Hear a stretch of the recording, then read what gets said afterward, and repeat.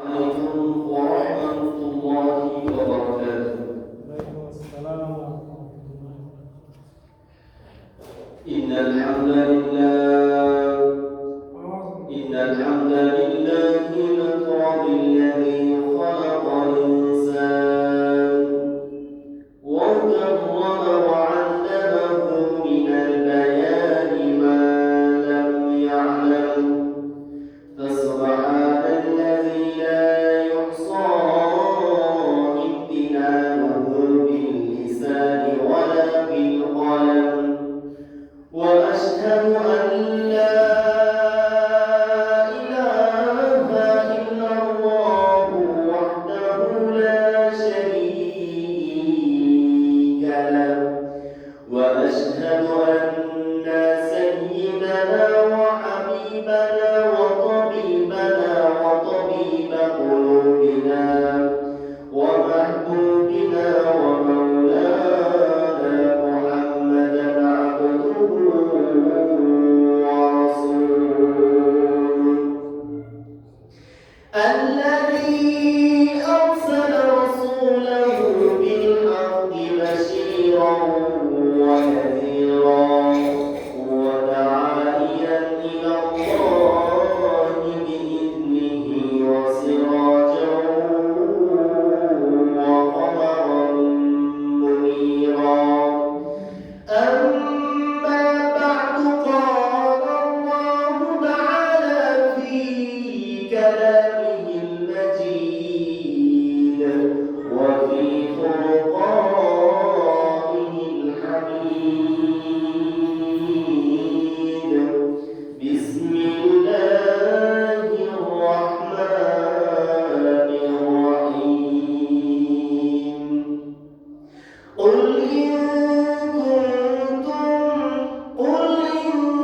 كنتم تحبون الله فاتبعوني يحببكم الله ويغفر لكم ذنوبكم والله غفور رحيم. صدق الله العظيم. إن الله وملائكته يصلون على النبي يا أيها الذين آمنوا صلوا عليه وسلموا تسليما. اللهم صل على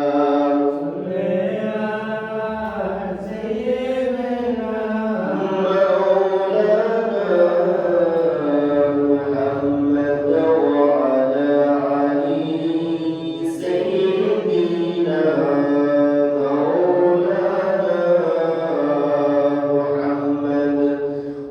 يا جولي من الهوى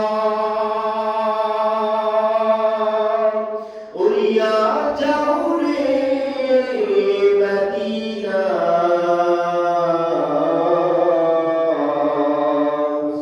মুদের সালাম পৌঁছে দিও রসূলের ওই রওজায়।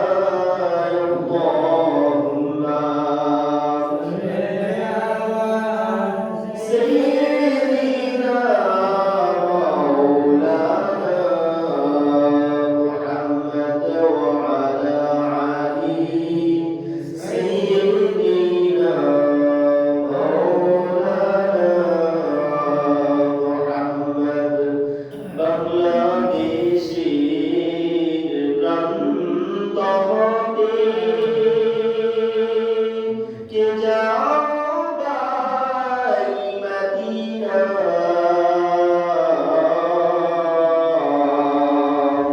মোদের সালাম পৌঁছে দিও রসূলের ওই রওজায়।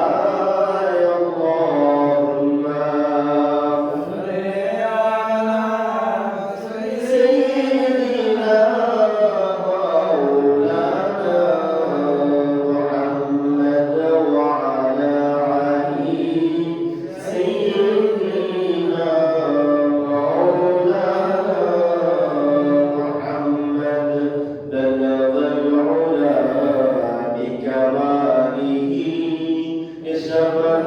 الدجى بجماله حصلت جميع خصاله صلوا عليه وعليه بلغ العلا بكماله كشف الدجى بجماله حصلت جميع خصاله صلوا عليه وعليه أستغفر الله الذي لا إله إلا هو الحي القيوم وأتوب إليه لا حول ولا قوة إلا بالله العلي العظيم الحمد لله আলহামদুলিল্লাহ সমস্ত প্রশংসা ওই আল্লাহ সুবহানাহু ওয়া তাআলার যে রব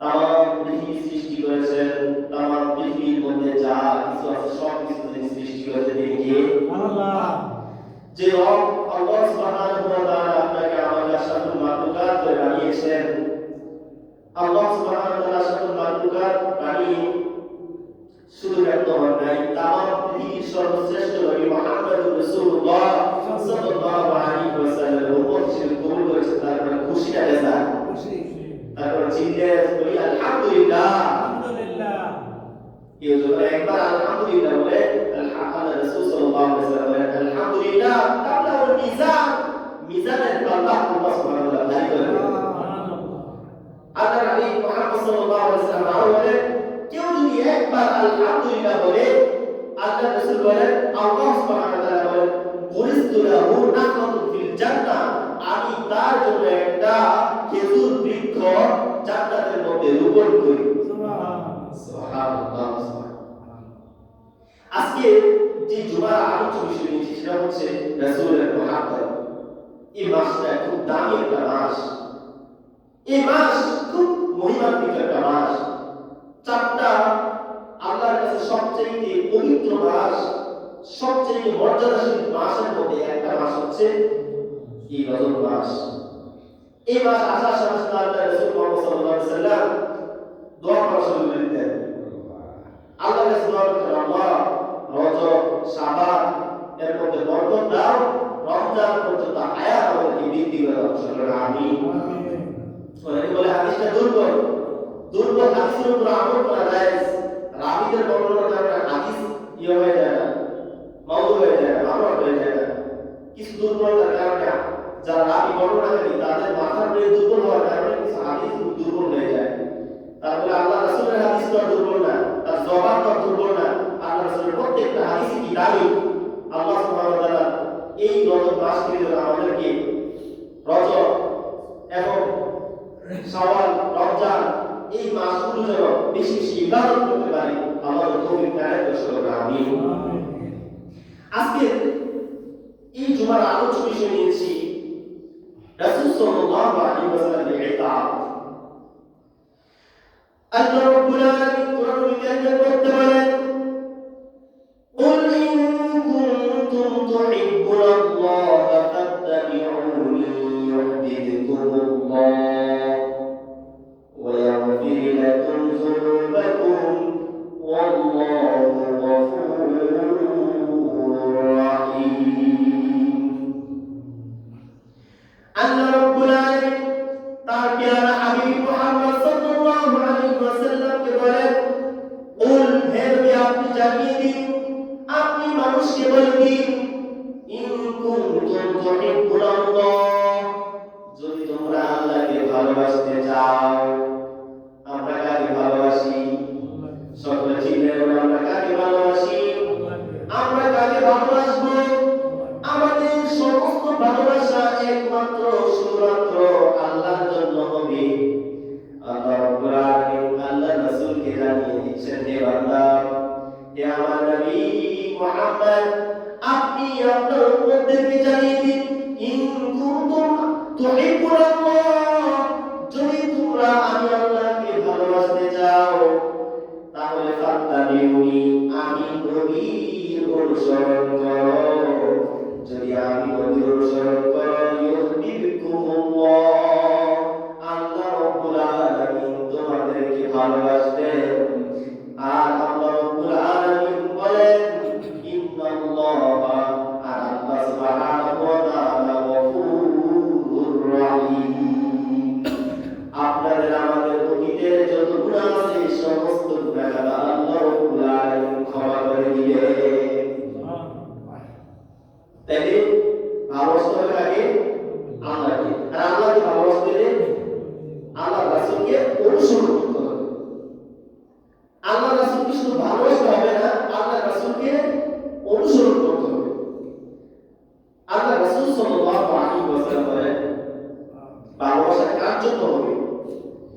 আল্লাহ হাবিব মুহাম্মদুর রাসূলুল্লাহ সাল্লাল্লাহু আলাইহি ওয়াসাল্লাম বলেন আল হুব্বু ফিল্লাহ ওয়া বুগযু বিল্লাহ, কাউকে ভালোবাসবে তো আল্লাহর জন্য ভালোবাসবে, কাউকে ঘৃণা করবে, কাউকে ঘৃণা পোষণ করবে শুধুমাত্র একমাত্র আল্লাহর জন্য ঘৃণা করবে।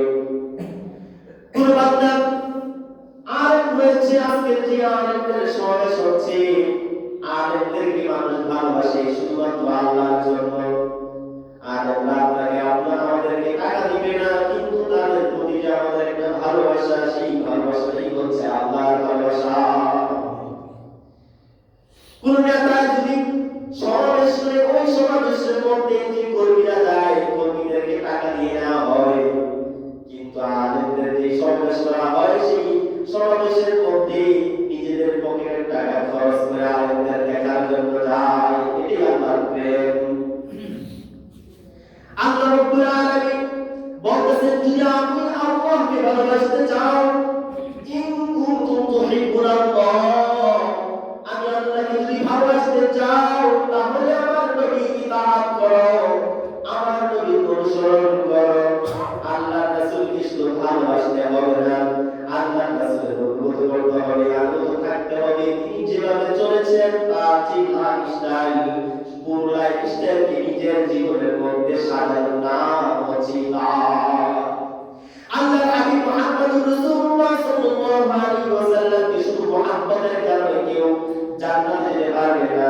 আল্লাহর রাসূলকে শুধু মুহাব্বত করি, ভালোবাসি কেউ জান্নাতে যেতে পারবে না। জান্নাতে যাওয়ার জন্য আল্লাহর হাবিব মুহাম্মদুর রাসূলুল্লাহ সাল্লাল্লাহু আলাইহি ওয়াসাল্লামের ইতাআত করতে হবে, অনুসরণ করতে হবে, অনুকরণ করতে হবে। আল্লাহ রাসূল সাল্লাল্লাহু আলাইহি ওয়াসাল্লামকে তার জমানায় সবচেয়ে বেশি ভালোবাসতেন কিনা নাম কি জানেননি? তার নাম হচ্ছে আবু তালেব। আবু তালেব আল্লাহ রাসূলকে সবচেয়ে বেশি ভালোবাসতেন। কাফের বেঈমান যখন আল্লাহর হাবিবের উপর আক্রমণ করে সাথে সাথে ডাল হয়ে দাঁড়িয়ে যেতেন তার আপন চাচা আবু তালেব। বলতেছে যে আবু তালেবের শরীরের মধ্যে এক ফোঁটা রক্ত থাকবে আর মুহাম্মদের শরীরের মধ্যে একটা ফুলের আঁচড় থাকবে, তা আবু তালেব সহ্য করতে পারবে না। রাসূলের প্রতি ভালোবাসা, কিন্তু এই ভালোবাসার ফলেও সে জান্নাত পাবে না। তারপরে আল্লাহর হাবিব মুহাম্মদুর রাসূলুল্লাহ সাল্লাল্লাহু আলাইহি ওয়াসাল্লাম দুনিয়াতে যা কিছু রেখে গেছেন, যে হাদিসগুলো বলে গেছেন এবং তিনি যা করে গেছেন, প্রত্যেকটা জিনিসের উপর আমল করতে পারলেই তার নাম ইতাআত। কেমন নাম ইতাআত করবেন? আপনি আপনার বাবাকে ভালোবাসেন, আপনি আপনার মাকে ভালোবাসেন, আপনি আপনার সন্তানকে ভালোবাসেন, আপনি আপনার স্ত্রীকে ভালোবাসেন, পাড়া প্রতিবেশীর মানুষকে ভালোবাসেন, আপনার পছন্দের মানুষগুলোকে ভালোবাসেন। আল্লাহর হাবিব মুহাম্মদ সাল্লাল্লাহু আলাইহি ওয়াসাল্লাম বলেন, লা ইউমিনু আহাদুকুম হাত্তা আকুনা আহাব্বা ইলাইহি মিন ওয়ালিদিহি ওয়া ওয়ালাদিহি ওয়ান নাসি আজমাইন। ও দুনিয়ার মানুষ, জেনে রাখো, যদি তুমি তোমার মাকে বেশি ভালোবাসো, তোমার বাবাকে বেশি ভালোবাসো, তোমার পাড়া প্রতিবেশীর মানুষকে বেশি ভালোবাসো, শুধু তা না, তোমার নিজের জীবনকে তুমি যতটুকু ভালোবাসো, এর চাইতে বেশি যদি আমি নবীকে ভালোবাসতে না পারো, লা ইউমিনু আহাদুকুম, ততক্ষণ পর্যন্ত তোমরা ইমানদার হও নাই। তার মানে মা, বাবা, সন্তান, স্ত্রী, যত কিছু আছে সবাইকে যতটুকু ভালোবাসবেন, মানুষ তো তার জীবনকে তার চেয়ে বেশি ভালোবাসে না? অবশ্যই তার চেয়ে বেশি ভালোবাসে। আল্লাহর হাবিব বলেন, তোমার জীবনের চাইতে যদি আমি নবীকে বেশি ভালোবাসতে না পারো, ততক্ষণ পর্যন্ত ইমানদার হবে না। তাহলে চিন্তা করেন আল্লাহ রাসূলকে কি পর্যায়ে ভালোবাসতে হবে। এখন তো আল্লাহর নবী নাই, তাহলে আল্লাহর নবীকে সারা কাকে ভালোবাসবেন? আল্লাহর নবী মুহাম্মদ সাল্লাল্লাহু আলাইহি ওয়াসাল্লাম জানিয়ে দেন, আমি নবী মুহাম্মদ সাল্লাল্লাহু আলাইহি ওয়াসাল্লামের ভালোবাসা কেমন ভাবে পাবেন? আমি নবীর অনুগত কেমন ভাবে করবেন? আমি নবীর অনুসরণ, আমি নবীর ভালোবাসা তোমরা তো আমাকে দেখবে না, তাহলে কেমন ভাবে ভালোবাসবে? আল্লাহর হাবিব মুহাম্মদ রাসূলুল্লাহ সাল্লাল্লাহু আলাইহি ওয়াসাল্লাম বলেন, মান আহাব্বা সুন্নতি ফাকাদ আহাব্বানি, যে ব্যক্তি আমার প্রত্যেকটা সুন্নতকে আঁকড়ে ধরলো, আমার সুন্নতগুলোকে ভালোবাসলো, সে আমি নবীকে ভালোবাসলো। তাই বোঝা গেল আল্লাহ রাসূলের প্রত্যেকটা সুন্নাত ধরে ধরে যদি আপনি মানতে পারেন তাহলেই আপনি আল্লাহর নবীকে ভালোবাসতে পারবেন। আপনার মাথার মধ্যে টুপি নাই, আপনার মাথার মধ্যে টুপিটা লাগিয়ে দিলেন, এটা সুন্নাত। আপনার দাড়ি নাই, আপনি দাড়িটা রেখে দিলেন, আল্লাহর রাসূলের মহব্বতে দাড়ি রেখে দিলেন, এটা আল্লাহর রাসূলের সুন্নাতের ভালোবাসা। আপনি আপনার লাইফস্টাইলের মধ্যে পাঞ্জাবি নাই, আপনি পাঞ্জাবিটা ধরিয়ে দিলেন, আল্লাহর রাসূলের মহব্বতে। এই কারণে আল্লাহর রাসূল বলেন যে ব্যক্তি আমার সুন্নতের অনুসরণ করবে, আমার সুন্নতকে ভালোবাসে, সেজন্য আমি নবীকে ভালোবাসি। আর যে ব্যক্তি আমার সুন্নাতগুলো ভালোবাসবে সে আমার সাথে জান্নাতে প্রবেশ করবে। আল্লাহু আকবার। কেউ যখন আল্লাহর রাসূলকে ভালোবাসবে, আল্লাহর রাসূলকে ভালোবাসতে হলে আল্লাহর রাসূলের সুন্নাতগুলোকে ভালোবাসতে হবে। আর আল্লাহর রাসূলের সুন্নাতগুলো যখন কেউ ভালোবাসবে, কেউ যখন আল্লাহর সাথে মিলবে, আল্লাহ তাআলা তাকে আল্লাহর রাসূলের সাথে আসন বসন করাবেন, জান্নাতে একসাথে প্রবেশ করাবে। আমরা কি জান্নাতে যেতে চাই না? চাই। এখন আল্লাহর রাসূল নাই, আল্লাহর রাসূল সাল্লাল্লাহু আলাইহি ওয়াসাল্লাম বলতেছেন, আল্লাহ পাক রব্বুল আলামিন জানিয়ে দিচ্ছেন, ইন্নাল উলামা ওয়ারাসাতুল আমবিয়া, নিশ্চয়ই আলেম সমাজ হচ্ছে যারা আলেম, তারা হচ্ছে নবীর ওয়ারিস। নবী নাই তো কি সে নবীর দাওয়াতি কাজগুলো যে করতেছে তারা হচ্ছে আলেম সমাজ। এই যে দেখেন মোহাম্মদের জমিনে আজকে এমন কিছু আলেম আসছে যে আলেমগুলো দিনের জন্য এত কষ্ট সহ্য করেছে যা বাংলার জমিনে অন্য আলেম দ্বারা হয় নাই। আমরা শিশুদের রহমানি বয়ান যখন শুনছিলাম শুনতাম, মোবাইলে লাগিয়ে লাগিয়ে শুনতাম, চোখের পানি ছাড়তাম আর কান্না করে দোয়া করতাম, আল্লাহ বাংলার জমিনে এমন একজন আলেমের নির্যাতন সহ্য করা যায় না, আল্লাহ তুমি তার মুক্তির ব্যবস্থা করে দাও। জেলখানার মধ্যে 11টা বছর ছিল। চিন্তা করে দেখেন, একটা মানুষ যদি জেলখানায় যায় তার সম্মান থাকে না যায়। এলাকার একটা মানুষ তার ধীরে জেলখানায় নিয়ে একদিন থাকছে, পরের দিন আমাদের তার থেকে মানুষের আগে দেওয়া যায় কেটেছে। 11টা বছর আল্লাহর জন্য জেলখানায় ছিল। আল্লাহ রাব্বুল আলামিন এমনভাবে তার সম্মান বাড়াই দিয়েছেন যেন পূর্বের যে শত শত গুণ বাড়াই দিয়েছে।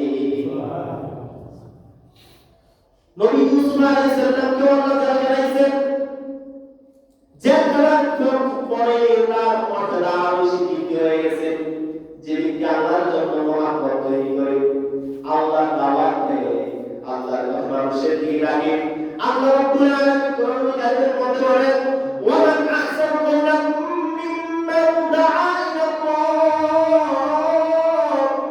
তার কথার যে উত্তম কথার গাব হইতে পারে যে মানুষকে আল্লাহ ডাকে, ওয়া ক্বালা ইন্না মিনাল মুসলিমিন, এবং বলে যান মুসলমানদের মধ্যে একজন। এই যে আমরা কথাগুলো বলতেছি, প্রত্যেকটা কথা আল্লাহকে রাজি খুশির জন্য বলতেছি। আল্লাহ রাব্বুল আলামিন হুকুম বলে যদি আপনি মানতে পারেন, আপনি মানার জন্য প্রথমেই শর্ত আল্লাহর রাসূলের ইতাআত। আপনি আল্লাহর রাসূলের ইতাআত পাওয়ার জন্য আপনি ডিরেক্ট আল্লাহর রাসূলকে পাবেন না, আল্লাহর রাসূলের হাদিসগুলো আপনি জানবেন না, আল্লাহর রাসূলের কথাগুলো পাবেন না, তার সাহাবীগুলো পাবেন না, তার তাবিঈনগুলো পাবেন না, তাদের তাবিঈনগুলো পাবেন না। তাহলে বর্তমান সময়ে যে আলেমগুলো আছে, হক্কানি আলেম যারা, তাদের ইতাআতের মাধ্যমে আল্লাহর রাসূলের ইতাআত করে, আর তাদের ইতাআতের মাধ্যমে আল্লাহর রাসূলের ভালোবাসা, আল্লাহর রাসূলের ভালোবাসা হাসিল করতে পারলে আল্লাহর ভালোবাসা হাসিল করা যায়। আল্লাহর রাসূলের ভালোবাসা আল্লাহ রাব্বুল আলামিনকে পাওয়ার একটা মাধ্যম, আর এই মাধ্যমেই মানুষকে আল্লাহ রাব্বুল আলামিন জান্নাতে প্রবেশ করাবে। তো জান্নাতে যেতে চাই আমরা, আলোর সাথে সবচেয়ে সুন্দর আচরণ, সবচেয়ে শ্রেষ্ঠ ভালোবাসা দেখাবো। মনে করেন এই চেয়ারটা, এই চেয়ার হিসেবে একটা ক্ষুদ্র মানুষ, একটু কল্পনা করে দেখেন যে এই জমানার মধ্যে আল্লাহ রাসূলের জমানার মধ্যে এই চেয়ারে আমি বসতাম, আল্লাহ রাসূল বসতেন, আল্লাহ রাসূলের সাথে আপনি কেমন আচরণ করতেন? আপনার মাথায় যখন আসবে যে আল্লাহ রাসূল থাকলে আল্লাহ রাসূলের সাথে যেমন আচরণ করা উচিত আপনার জন্য,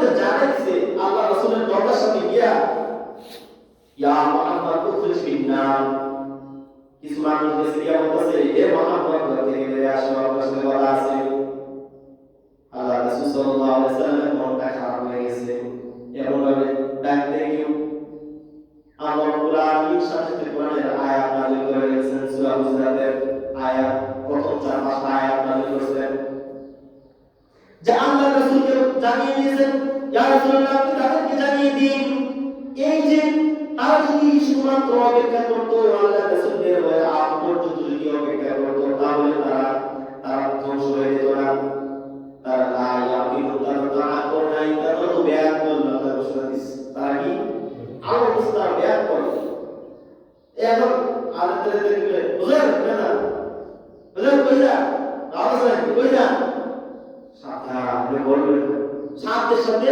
হাবিবাত আমালু তারা আমল ধ্বংস হয়ে যায় আল্লাহ রাব্বুল আলামিন শোনা লা ইয়াশউরু কিন্তু তারা বুঝতেও পারে না আমল ধ্বংস হয়ে গেছে আমলটা আমরা বুঝতেই পারি না কিভাবে ধ্বংস হয়ে গেল কেন আল্লাহ তাআলা কোরআনে জানাই দিয়েছেন সাবধান তোমরা এগুলো করে যেমন ভাবে কথাবার্তা বলো এক বন্ধু আরেক বন্ধুর সাথে এমন ভাবে কথাবার্তা বলে এক ভাই আরেক ভাইয়ের সাথে যেমন ভাবে কথাবার্তা বলে সাবধান সাবধান তোমরা আরেকদের সাথে এমন ভাবে কথা বলো না এই আয়াত যখন নাযিল হয়ে যায় নাযিল হওয়ার সাথে সাথে হযরত আবু বকর আল্লাহর রাসূলের সবচেয়ে বড় বন্ধু সবচেয়ে কাছের মানুষ হযরত আবু বকর রাদিয়াল্লাহু তাআলা প্রথম মুসলমান আল্লাহর রাসূলের সাথে ছোটবেলা থেকে ব্যবসা করতেন তিনি কিনা নাম আবু বকর রাদিয়াল্লাহু তাআলা যখন এই আয়াত শুনতে পেলেন সাথে সাথে আবু বকর নিয়ত করে বলছে আর তুমি আল্লাহর রাসূলের সাথে কিছু করায় কথা বলবো না সবচেয়ে বড় কথা অধিকারী ছিলেন হযরত ওমর রাদিয়াল্লাহু তাআলা তারপরে আওয়াজটা শুরু হয়ে গেল হযরত ওমর রাদিয়াল্লাহু তাআলা এবার আল্লাহর রাসূলের কানে কানে বললেন রাসূলুল্লাহ আল্লাহর রাসূল শুনে না বলে আবু বকর ওমর কি বলে শোনা যায় না একটু জোরে বলে আল্লাহর রাসূলের কাছে আবার বলে এমন আসতে আল্লাহর রাসূল বলে আর একটু জোরে বলে শোনা যায় না এমন ভাবে তিনবার চারবার পর্যন্ত বলা হয় তো এই ওমর কি বলছে একটু জোরে বলো তো মুসলিম জনতার মধ্যে মানুষ কিছু মানুষের গলার আওয়াজ তো বেশি থাকে না এরকম একজন সাহাবী ছিলেন যার গলার আওয়াজটা ছিল সবচেয়ে বেশি তো ওই সাহাবী কি করলেন ওই সাহাবী এই আয়াত নাযিল হওয়ার পরে আল্লাহ রাসূলের কাছে আসেন আল্লাহ রাসূল বলছেন ইয়া আমার একটা সাহাবী এটা সমাজের মধ্যে যার গলার আওয়াজ একটু বেশি তারা সবাই একটু তার না থাকলে কেউ মনে না যে আল্লাহ তাআলা যে কি ওটা দেখা যাচ্ছে না এমন ঠিক ওই সাহাবী দেখতেন আল্লাহ রাসূল কি আমার ওই সাহাবী কই অসুস্থ নাকি খবর নিয়ে বলছেন যে বাড়িতে আছে যাই দেখা করব আল্লাহ রাসূল ওই সাহাবীর কাছে চলে যায় কে বলছে রে আমার সাহাবী তুমি কতদিন যাবত আমার কাছে আসছিস না তার কারণ কি আল্লাহর হাবিব মুহাম্মদ সাল্লাল্লাহু আলাইহি ওয়াসাল্লাম কি বলতেছেন ইয়া রাসূলুল্লাহ ইয়া হাবিবাল্লাহ আপনার কাছে একটা কোরআন আয়াত নাযিল হয়েছে এমন একটা আয়াত নাযিল হয়েছে যে আয়াতটা নাযিল হওয়ার পর আমার ভিতরে কম্পন সৃষ্টি হয়ে গেছে কি আয়াত বলছে আপনি কয়েকদিন আগে বলছিলেন কেউ যখন আয়াতের সামনে কেউ যখন নবীর গলার উঁচু আওয়াজ করে ফেলে তার গলার আওয়াজটা যদি নবীর আওয়াজের চেয়ে বেশি হয়ে যায় তাহলে তার সমস্ত আমল ধ্বংস হয়ে যায় আর সেই বিষয়টা নিয়ে বুঝতেই পারে না এই কারণে আল্লাহর রাসূল আমি যদি আজকের কথা বলি আমি জানি আপনার গলার আওয়াজের চেয়ে একটু বড় আওয়াজ আমার হয়ে যায় ইয়া রাসূলুল্লাহ ইয়া হাবিবাল্লাহ এই কারণে আমি চাই না আমার আমল নষ্ট হোক আপনার ইমানের সেই ইমান অবস্থায় মৃত্যুবরণ করে জান্নাতে যেতে চাই আমি অন্যান্য সাহাবীদের কাছ থেকে আমি মাসলা মাসাইল গুলো জেনে নিই জানাতে হইছে তাদের নেই যে নামাজ পড়ার তার যে আমল করি ইয়া রাসূলুল্লাহ ইয়া হাবিবাল্লাহ বিন্দু পরিমাণ আপনার প্রতি প্রসার কারণে আমি আপনার দরবারে চাই নাই শুধুমাত্র আমার আমলকে বাঁচানোর জন্য ইবাদত করার জন্য আপনার দরবারে চাই না চিন্তা করেন আমলের প্রতি কতটা হেফাজত করেছে আর আমরা আমল হামেশা বারবার ছেড়ে আমলের সাথে দুর্ব্যবহার করি দেখেন না কেউ যদি ক্ষমতার আসনে যদি বসে থাকে সম্মানিত চেয়ার বসতেই সে দাবি হয়ে যায় না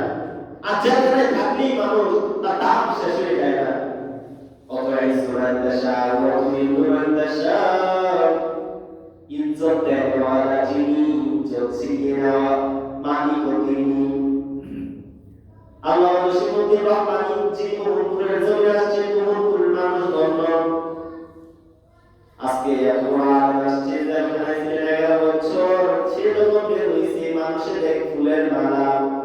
আর ওদের মধ্যে ছিল যে এই 11 বছর বন্দি রেখেছিল, যে তাকে আল্লাহ রাব্বুল আলামিন বেয়াদবি করে খাবারের সময়টা পর্যন্ত দেয় নাই। এই কারণে সাবধান, আদর্শ বেয়াদবি করো, আদর্শ বেয়াদবি করো। আল্লাহ রাব্বুল আলামিন কোরআনুল কারীমের মধ্যে বলতেছেন, কুল হাল ইয়াস্তাউইল্লাযীনা ইয়া'লামুনা ওয়াল্লাযীনা লা ইয়া'লামুন। যে জানে আর যে জানে না তারা কি সমান নাকি? তারা কখনো সমান নয়। আল্লাহর হাবিব মুহাম্মদ সাল্লাল্লাহু আলাইহি ওয়াসাল্লাম এর হাদিস, আল্লাহ রাসূল বলেন, খায়রুকুম মান তাআল্লামাল কুরআন ওয়া 'আল্লামাহ। যে ব্যক্তি কোরআন শিখে আর অন্যকে শেখায়, সে সবচেয়ে উত্তম, সবচেয়ে শ্রেষ্ঠ মানুষ সে, যে কোরআন নিজে শিখে এবং অন্যকে শিখাবে। আমরা মনে করি স্কুলের মধ্যে হাই স্কুলের টিচার, আর হাই স্কুলের হেডমাস্টার, কলেজের হেডমাস্টার, ভার্সিটির প্রিন্সিপাল, আর শুধুমাত্র মসজিদের ইমাম সাহেব, বক্তব্যের শিক্ষক। সাবধান করে রাখবেন, বক্তব্যের শিক্ষক যদি ঢাকা ইউনিভার্সিটির প্রিন্সিপাল যদি হয়, ঢাকা ইউনিভার্সিটির প্রিন্সিপালের চেয়েও দামি একজন মসজিদের যে বক্তব্যের স্থাপন করায়, কারণ সে কোরআন পড়ায়। ঢাকা ইউনিভার্সিটিতে হাজার হাজার কিতাব আছে, এই সমস্ত কিতাব যদি সে একটা পৃষ্ঠা যদি পড়া শেষ করে, সব কিতাব যদি শেষ করে সব রাখার পরে তার প্রত্যেকটার জন্য ন্যায় হবে, প্রতিটা অক্ষরের জন্য ন্যায় হবে, ন্যায় হবে। কিন্তু কোরআন কারীম এমন একটা কিতাব, যে কিতাব আল্লাহ রাব্বুল আলামিন এর প্রত্যেকটা অক্ষর পড়ার সাথে আল্লাহ সুবহানাহু ওয়া তাআলা তার আমলনামার মধ্যে 10টা ন্যায় লিখে দেন। সুবহানাল্লাহ। এই যে সুবহানাল্লাহ বলেছেন, আপনি বাংলায় এমন কি শব্দ বলবেন যে শব্দের অর্থ ন্যায় পর্যন্ত করবেন পারবেন না, কিন্তু সুবহানাল্লাহ বলার কারণে আল্লাহ রাসূল বলেন যে জান্নাতে যাওয়ার জন্য মিজানের পাল্লা দেওয়া হবে, মিজানের পাল্লা ভারী করার জন্য সুবহানাল্লাহ। আর কেমন সুবহানাল্লাহ, সব কিছু থেকে পবিত্র। আপনি যেদিকে তাকাবেন, আকাশের দিকে তাকাবেন, আকাশের দিকে তাকায় বলবেন, আকাশ তো বিশাল, এত সুন্দর, কুটিহীন, কত সুন্দর, সুবহানাল্লাহ। কেমন সুবহানাল্লাহ, আল্লাহ তার চেয়ে পবিত্র। আপনি পৃথিবীর যত কিছু দেখবেন, যত সুন্দর জিনিস দেখবেন, দেখার পর বলেন সুবহানাল্লাহ। কেন? আল্লাহ রাব্বুল আলামিন তার চেয়ে মুমতাজ, তার মুমতাজ নন। আল্লাহ রাব্বুল আলামিন তার চেয়ে সুন্দর, সব কিছু থেকে পবিত্র, সব কিছু থেকে পবিত্র। আল্লাহ বলছে আমার হাত আছে, আল্লাহ বলেন যে আমি জবান দিই, আমি জবান কথা বলি, আমার চোখ আছে, আমি দেখি। আল্লাহ রাব্বুল আলামিন বলেন আমার পেটে খিদা, আল্লাহ বলেন আমার মা আছে। মুখ বান্ধা যখন আমার দিকে একদম আগায়, আমি তার দিকে 10 গুণ আগাই। আমি তাদেরকে লানাস বা বিনাসি, আমি একজনের মাথা চুমু করে যা করে ফেলে দিই। আল্লাহ হাত আছে, তার মানে কি? আল্লাহ হাত মানুষের হাতের মতো, আল্লাহর পেট মানুষের পেটের মতো, আল্লাহর চোখ মানুষের চোখের মতো, আল্লাহর পাল মানুষের পায়ের মতো। কখনো না। আল্লাহ যেমন হওয়ার তেমন। আমাদের আকীদা হচ্ছে, আপনাদের আকীদা হচ্ছে যে আল্লাহ রাব্বুল আলামিন যেমন হওয়ার তেমন। কোন সিস্টেম বানানো যাবে না, আকীদা স্থাপন করা যাবে না। আহলে হাদিস মনে করেন যে আমাদের হাতের যে 5টা আঙ্গুল আছে, আল্লাহর 5টা আঙ্গুল আছে, আমাদের যেমন পা আছে, আল্লাহর ঠিক তেমন পা আছে। এরকম আকীদা যদি পোষণ করে থাকে, আল্লাহ সুবহানাহু ওয়া তাআলা তার নিয়ামত পোষণ করে। আমিন। আল্লাহ রাব্বুল আলামিন তার হাবিবকে বলতেছেন যে ইয়া রাসূলুল্লাহ, ইয়া হাবিবাল্লাহ, আপনি তাদেরকে জানিয়ে দিন, যদি আমি আল্লাহকে ভালোবাসতে চাই তাহলে আপনি নবীকে ভালোবাসেন। আল্লাহ রাসূল সাল্লাল্লাহু আলাইহি ওয়াসাল্লামের উত্তর করতে হবে। কেমন ভাবে অনুগত করতেন? সাহাবায়ে কেরাম কেমন ভাবে অনুগত করতেন? আল্লাহর হাবিব মুহাম্মদ রাসূলুল্লাহ সাল্লাল্লাহু আলাইহি ওয়াসাল্লামের মাথার চুলগুলো যখন আঁচড়াতেন, একটু এদিকে তাকান, সবাই এদিকে তাকান। আল্লাহ রাসূল সাল্লাল্লাহু আলাইহি ওয়াসাল্লামের যখন চুল আঁচড়াতেন, সাহাবায়ে কেরামরা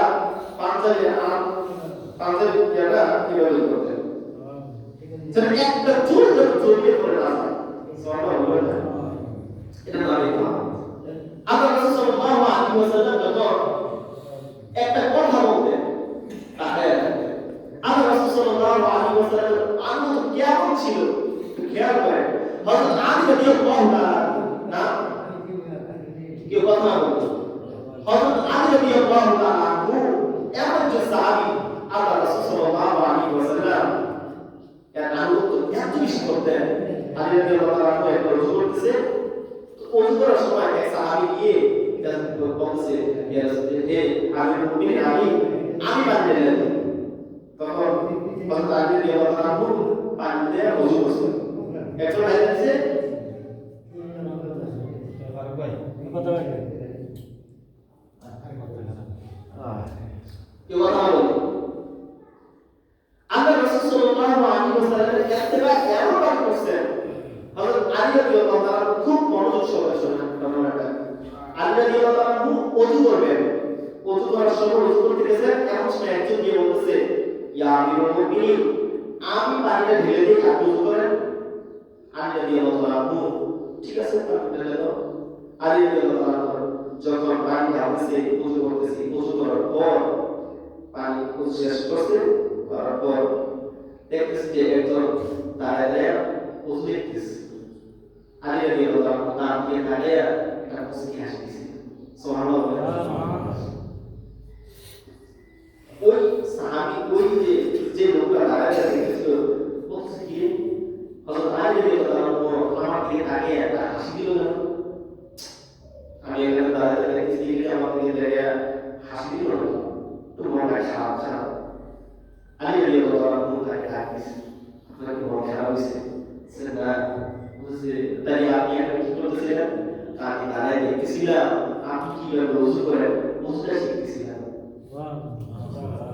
আলী রাদিয়াল্লাহু তাআলা কেন জিজ্ঞেস করতেছে আপনি কেন হাসি দিলেন আলী রাদিয়াল্লাহু তাআলা বলেন আজ থেকে অনেক দিন আগে আল্লাহর হাবিব মুহাম্মদ সাল্লাল্লাহু আলাইহি ওয়াসাল্লাম ওযু করতেছেন তোমার মত আমি ওই জায়গাতে একটা দূরে দাঁড়াইয়া আল্লাহর রাসূলের ওযু দেখতেছিলাম আল্লাহর রাসূল সাল্লাল্লাহু আলাইহি ওয়াসাল্লাম তিনি কি করছেন ওযু করছে ওযু করার পর যখন আমার দিকে তাকাইছিলেন তিনিও একটা মুস্কি হাসি দিয়েছিলেন আমি এটা অনুকরণ করার জন্য আমি অনেক দিন ধরে চাচ্ছিলাম কিন্তু পারছিলাম না হঠাৎ করে তোমাকে যখন দেখলাম সাথে সাথে ওই আল্লাহ রাসূলের একটা মুস্কি হাসি এসে দিলাম আল্লাহ রাব্বুল আলামিনের কাছে কাল হাসরের ময়দানে বলতে পারবো যে আল্লাহ তোমার হাবিব যে একটা মুস্কি হাসি দিয়েছিল এই হাসির মতো একটা হাসি আমি দিয়েছি আল্লাহ তুমি এই উসিলা আমাকে মাফ করে দাও না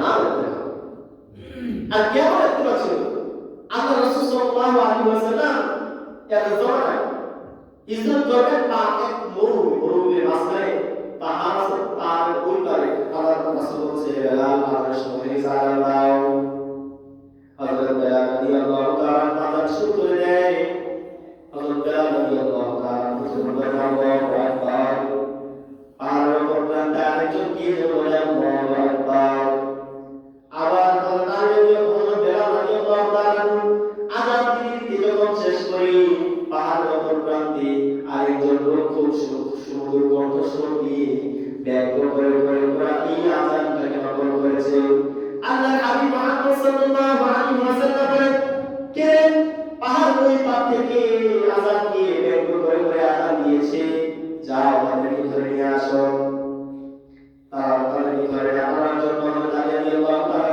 গেলেন তাদেরকে আনলেন আনার পর দেখছে তারা তিনজন তোমাদের মধ্যে কি আযান দিছো কেউ তো আর সাহস করে না যে কি আমি আযান দিছি কেউ বলে না আল্লাহ রাসূল বলেন তুমি আযান দাও আযান দিছে তার আযানের সাথে মিলে নাই তারপরে ব্যক্তি বলছে তুমি আযান দাও তারপরে ব্যক্তি আযান দিছে তার আযান মিলে না তারপরে ব্যক্তি বলছে তুমি আযান দাও এবার যখন সে আযান দিল সাথে সাথে বলছে পাহাড়ের উপরে তুমি আযান দিয়েছো বলছে হে ইয়া রাসূলুল্লাহ আমি আযান দিছি আল্লাহর কসম আমি বেকুফ আপনি সবাই maaf করে দেন আল্লাহ রাসূল সাল্লাল্লাহু আলাইহি ওয়াসাল্লাম তার মাথার মধ্যে হাত দিয়ে বলতেছে ইয়া এই বান্দির জবাব আল্লাহর কাছ থেকে আমি তোর জন্য দোয়া করি আল্লাহ সুবহানাহু ওয়া তাআলা তোকে হেদায়েতের রাস্তায় আনো আর তোকে জান্নাতের ঘোষণা দেয় যুবক সাথে সাথে ইমাম কালিমা পড়ে ইমানে মুসলমান হয়ে গেলেন। আল্লাহ রাসূল সাল্লাল্লাহু আলাইহি ওয়াসাল্লাম ওই যুবককে বাইতুল্লাহ আল্লাহর মসজিদ আল্লাহর মসজিদ বাইতুল্লাহর মুয়াজ্জিন বানালেন। তার বছর 300 বছর বাইতুল্লাহ আছে। এখন তার মাথার মধ্যে হাত দিছে, সে নিয়ত করছে যতদিন বাঁচব এই যতদিন চুলের মধ্যে হাত লাগাইছি এতদিন পর্যন্ত আমি আমার মৃত্যু পর্যন্ত আমি এই চুলে পিছলে লাগাবো। আমি মৃত্যু পর্যন্ত এই চুল নিয়ে যাবো যে আল্লাহর কাছে বলতে পারবো। তখন একটা নাতি সে বলছে, বৃদ্ধ হয়ে গেছে, চুল কত একদম মাটিতে চলে যায়, এসে এসে করে কমাই দেয়। তো নাতি বলতেছে, দাদা ভাই তোমার মাথার চুল সবগুলা কাটো, সামনে চুলগুলা কাটো না, চুলগুলা মাটিতে এত বড় চুল মানুষ রাখে। নাতি জানুনি আমি যখন ছোট ছিলাম, আমি যখন আল্লাহ রাসূলের হাতে কালিমা পড়ে মুসলমান হচ্ছিলাম, আল্লাহর রহমতের বরকতের আমার এই মাথা এই সামনের চুলগুলোতে ধরে আমার জন্য দোয়া করছিল।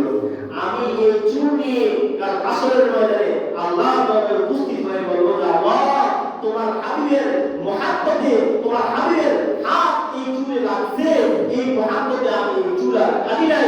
ইয়া রাসূল ইয়া আল্লাহ তুমি আমাকে এই মহব্বত দিয়েছিলে, মাফ করে দিয়েছো। উসিলা করছেন, অন্তত এই উসিলা করছেন। আর আমরা অনেক কি জানেন, নামাজ পড়ি না, রোজা রাখি না, কোনো কিছু করি না, ইবাদত করতে মন চায় না, কোনো কিছু করি না, আর আমরা তো মুসলমান, আমরা কি জান্নাত যাবো নাকি? ঠিক না? নামাজ পড়ি না, রোজা রাখি না, আল্লাহ রাসূলের মহব্বত নাই, ইতাআত নাই, আমরা মনে করি যে আমরা তো জান্নাত যাবো।